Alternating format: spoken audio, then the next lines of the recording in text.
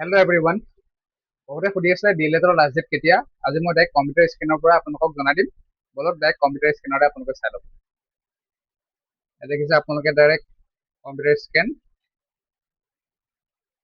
D.El.Ed পেজলৈ আহিছো।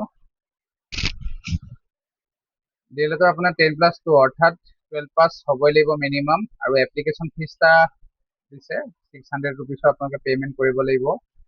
Exam date হ'ব আপোনাৰ 12 জুলাই 2026 তাৰিখ, আৰু অনলাইনৰ লাষ্ট ডেট হৈছে 10 জুন 2026। যিসকলে এতিয়াও কৰা নাই, আজিতো 6 জুন হ'লেই, আৰু যিহেতু 4 দিন আছে লাষ্ট ডেটলৈ পৰ্টেল বহুত শ্ল' হৈ যায়, সেয়েহে যিমান পাৰে সোনকালে ডিএলএডৰ অনলাইনটো কৰি লোৱা, নাইবা পৰ্টেল শ্ল' হৈ গ'লে বাদ পৰি যাবা। বিশেষ প্ৰয়োজনীয় ডকুমেণ্টছ ইমান বিচৰা নাই।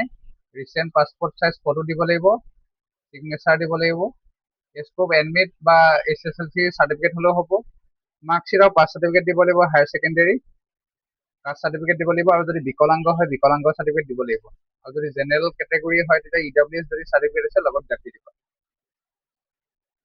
সেয়েহে লেট নকৰি 10 জুনৰ আগত যিসকল বাদ পৰি আছা 10 জুনৰ আগত কৰি ল'বলৈ মোৰ ফালৰ পৰা অনুগ্ৰহ জনালো।